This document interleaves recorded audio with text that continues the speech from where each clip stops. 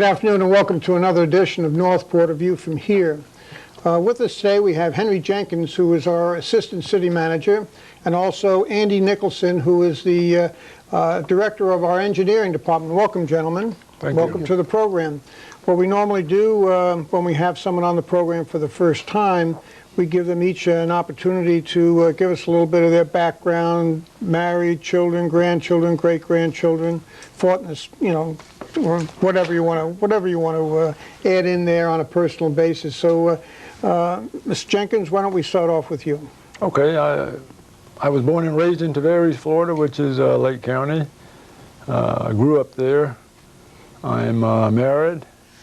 My wife and I, we have a joint family at this particular point. She had 5 kids. I have 4 kids.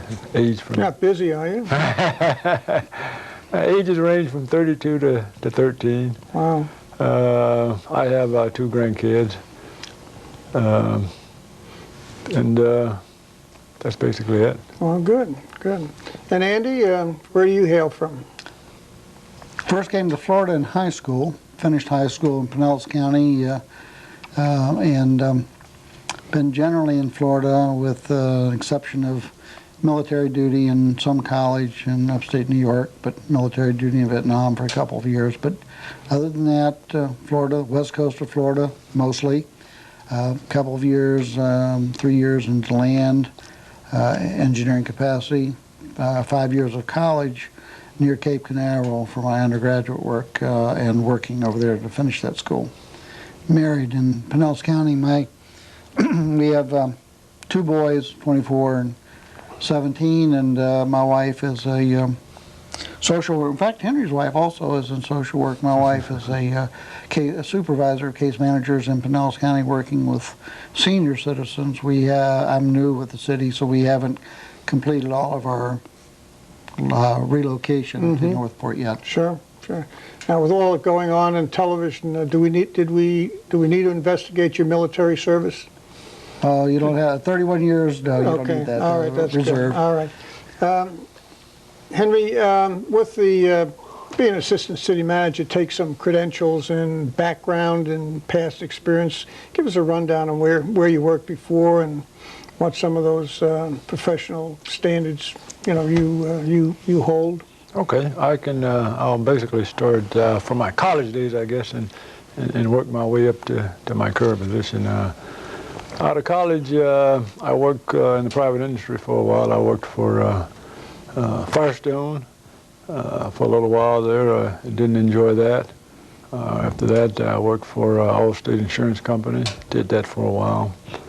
While I was doing that, I also applied for a position with Hillsborough County during that time, and I got a call for an interview, and this was around the late 80s.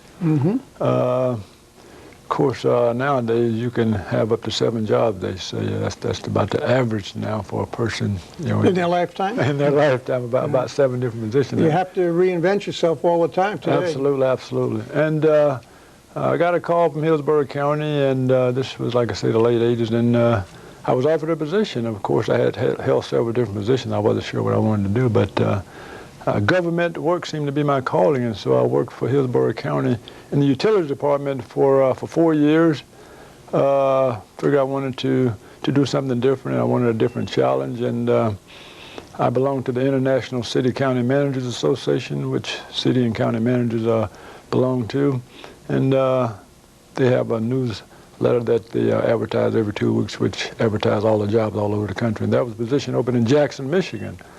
I said, well, heck, I want to get into the upper levels of management, and so I applied for that particular position. Fortunately, I got it, and I said, well, I'm going to go to Jackson. I'll be there from 3 to 5 years to get that experience and come on back. Well, 3 to 5 years turned into 13 years. 13.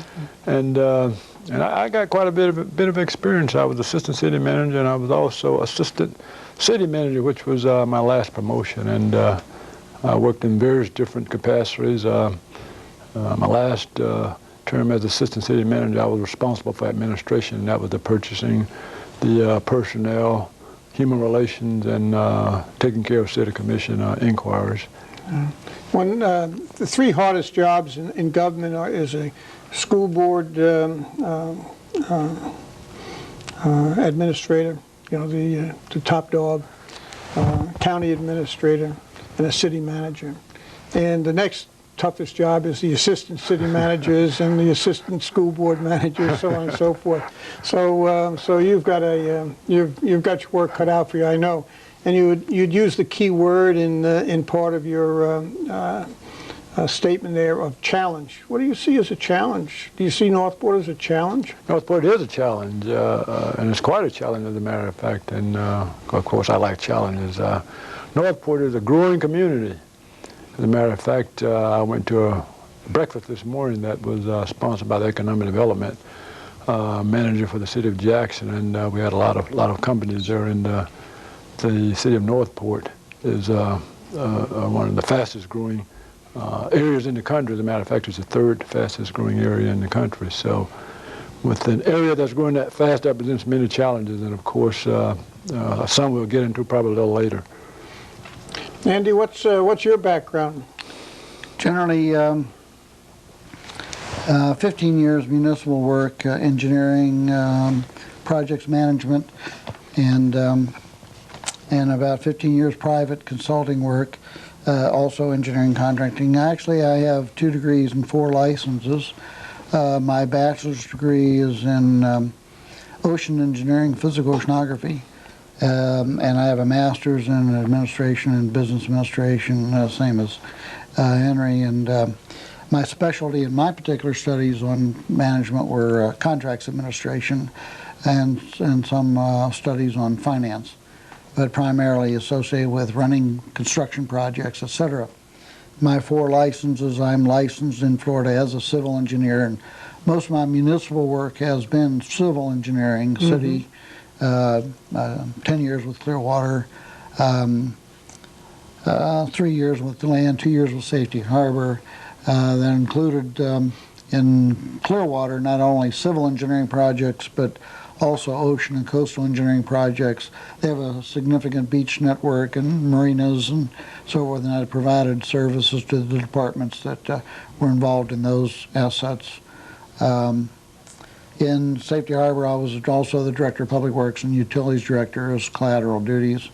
And in DeLand, collateral duties, not only city engineer, but Utilities Director and Airport Manager. Did a lot of... How did the airport manager come in there? Well, you know, most cities don't have an airport. Yeah, exactly. Well, this one came with the job, but and it was actually a perfect fit because there was a lot of construction work. Our entire industrial area for the land was on the airport. The city owned was the landlord for most of it, and there were a certain amount of parcels that had been sold off in the past for significant defense contractors and so forth. So there was taking care of that commercial center, and there was also a lot of construction going on. I did $10 million worth of construction on that airport when I was there. Okay, we're going to take a break in a minute, but I want to ask you one question before we go. With your oceanic degree in oceanography, did the name Northport intrigue you? Is that what enticed you? It was intriguing. Actually, it was from a different perspective. Okay. I want to go back to your word of challenge. I have to break now. We'll be back in a moment. Have you seen Northport lately? Take a minute and take a look.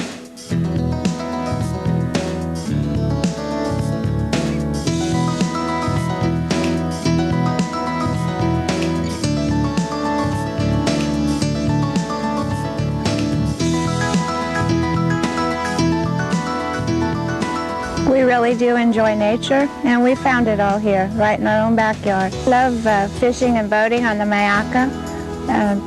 You never know what you might see out there. We toured the whole state of Florida and found that Northport had everything that we wanted. There's a lot of natural beauty, and there's a lot of wildlife here. I love the open spaces, and I love the quiet. If you're intrigued by what you just saw, pay us a visit, and you'll see a lot more. Welcome back to the program, Northport, A View from Here. Henry, as an assistant city manager, you're responsible for certain departments within the city. What are those departments and what's their primary functions? Those departments that I'm responsible for are engineering, which Andy's next to me, and he oversees that, and they do all of the design work with the roads and streets and drainage areas. The other department that I'm responsible for is utilities, and of course utilities, that's dealing with the water and wastewater, making sure that we have sufficient water and wastewater services for all of our citizens in Northport. And the last department that I'm responsible for is Public Works, and Public Works takes care of all of our road and drainage issues, the swells. They're also responsible for all of our solid waste and also our parks and recreation areas. I know you've only been here for a few weeks, and probably seems like you've been here forever. But you know, what have you seen so far, and what condition are we in overall, and just some general opinions, if you would. Well, certainly there are a lot of challenges, and with the city that's growing as fast as Northport, certainly you can expect those kind of challenges. And some of the things that I've seen thus far, and one of the biggest things that I think that the city will have to face will be transportation issues. As you can see, the city has increased, even from the 2000 census, about 6,000 people. I think right now we're up around 31,000 people, and that may be 36,000 even now from the meeting that we had this morning. And so once again, that presents transportation issues. And when you have economic development associated with that, for example, there's looks like on the horizon there's going to be a Home Depot coming in and a Walmart in that Sumter and 41 area over there. That just complicates the problem, and so transportation is certainly one of the issues that I see. Another issue that I see is the stormwater. Every year, I guess, there are flooding problems here in Northport, and that's been a major issue and a major concern of commissioners. And that's one of the things that one of the reasons Andy was hired to help deal with some of those kinds of issues. Another challenge that I see, particularly in a city the size of Northport, many communities that size have their own park system.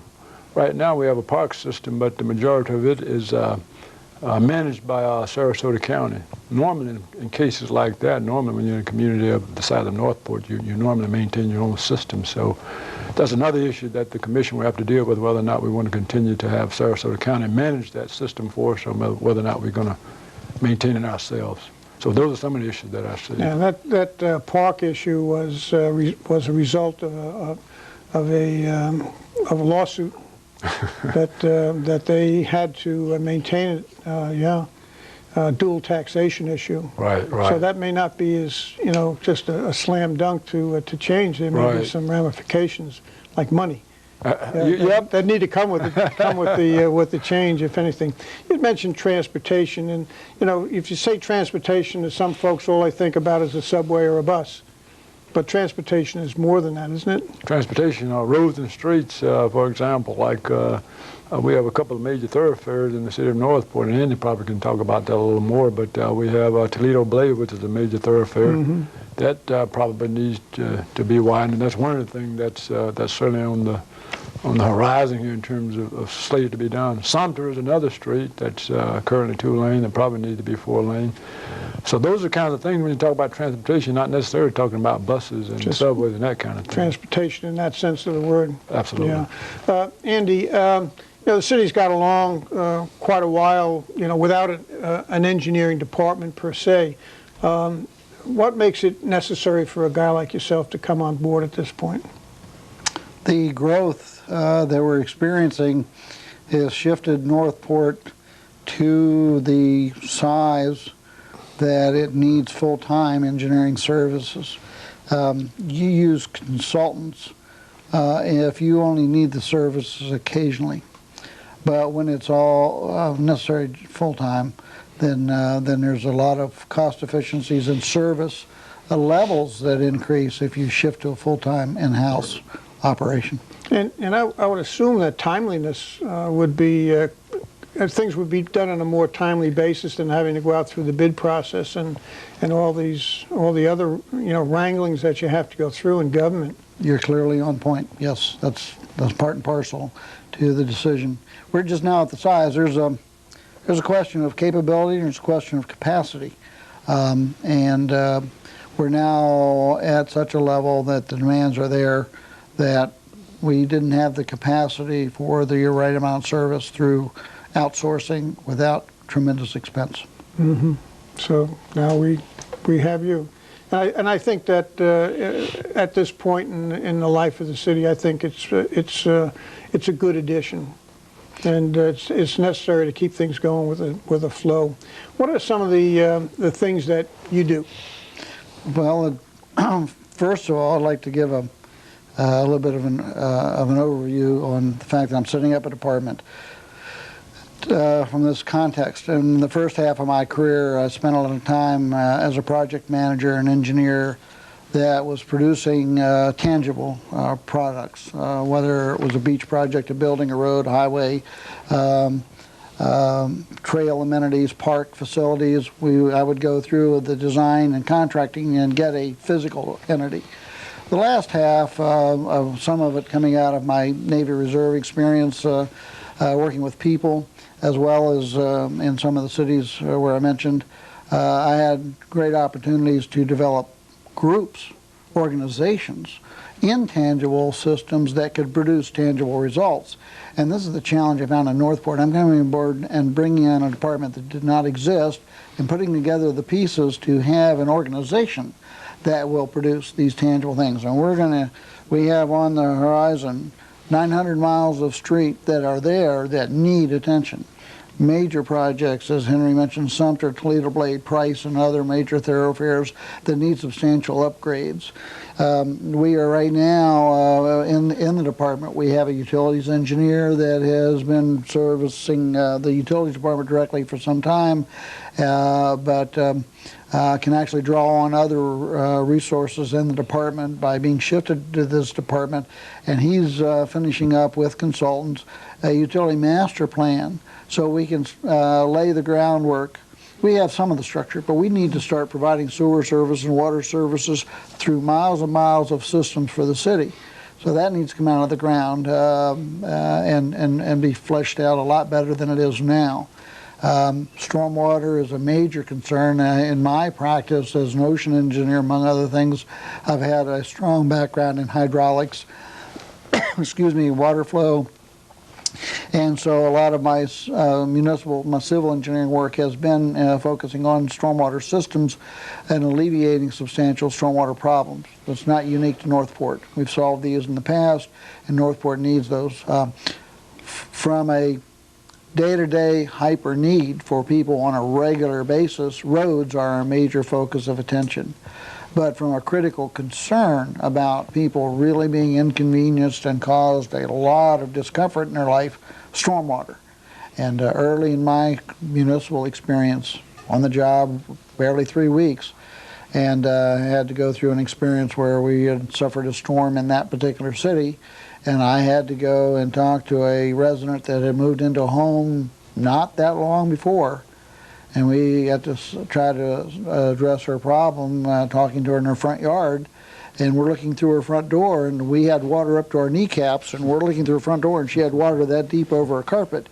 And I've carried that thought in my mind, and my concern and my compassion for people that have had to suffer that all these years, and I focus a lot of attention on that. Well, you'll be a welcome addition if you keep that kind of perspective of flooding in people's homes. Thank you, and we'll be back in a moment.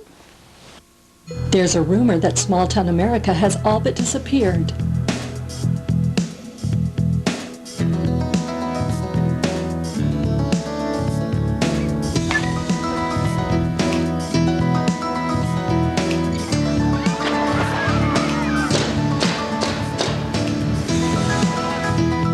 Life is great, Northport. Northport is the last Mohican. This is the place, this is going to be the last undeveloped region. The city government itself is so pro-growth, and it's just like everything is in the right place at the right time for Northport.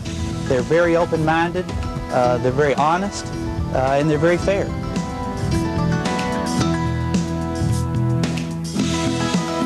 Disappeared? You've just seen evidence to the contrary. We call it Northport. Welcome back to the final segment of Northport, A View from Here.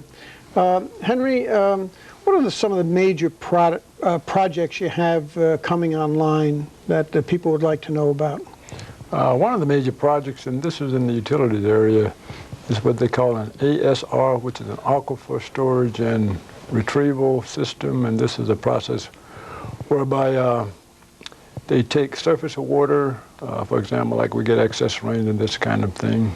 Well, they take that surface water and they have a process where they force it underground and they store that water underground, and that water is stored there until such a later date as the city may need it.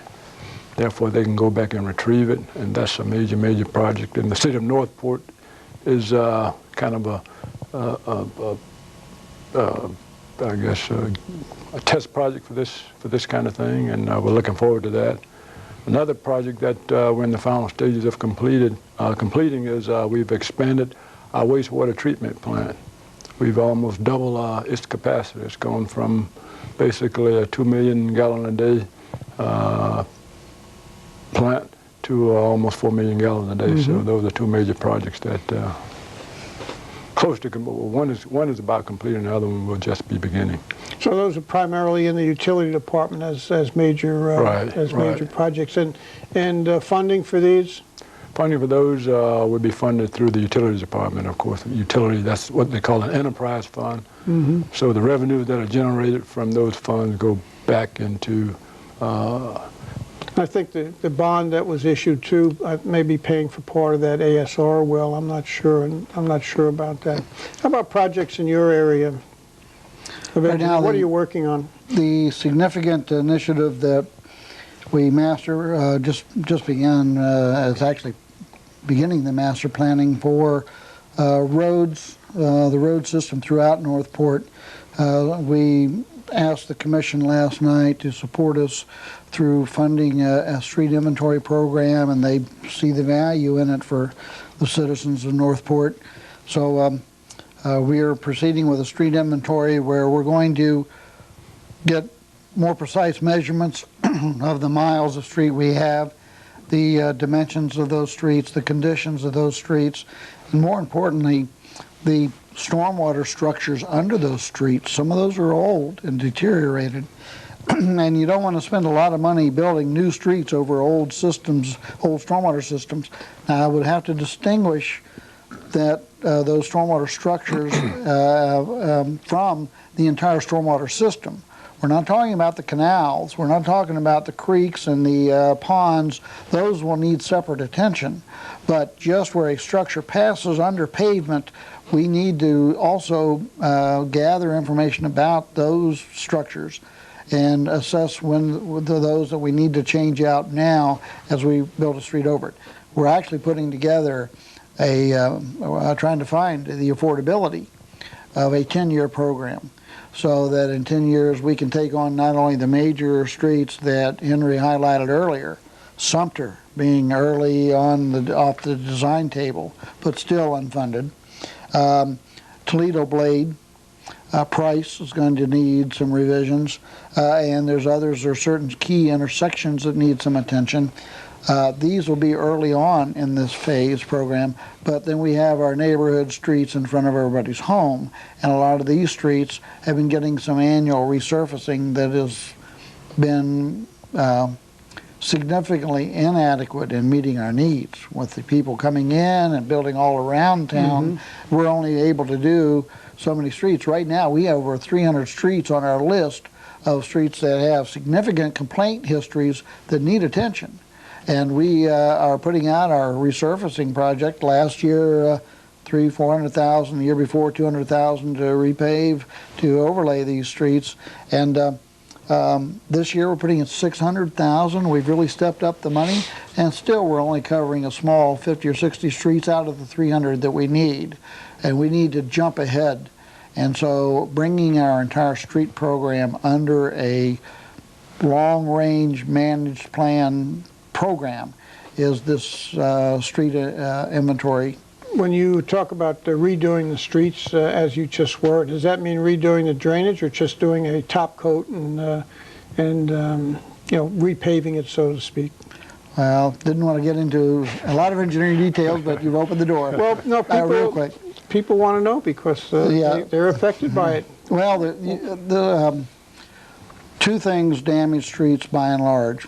The significant quick damage, the potholes and all the structural failure, you see a lot of the cracking, is a structural failure underneath the pavement, and that is generally water caused. And so we need to pay attention to the condition of the streets and where they've been able over the years. You've got a 30 or 40-year-old street that does not show a lot of evidence of water damage. Now you've got one that's basically failing because the asphalt on top is failing, has been worn down.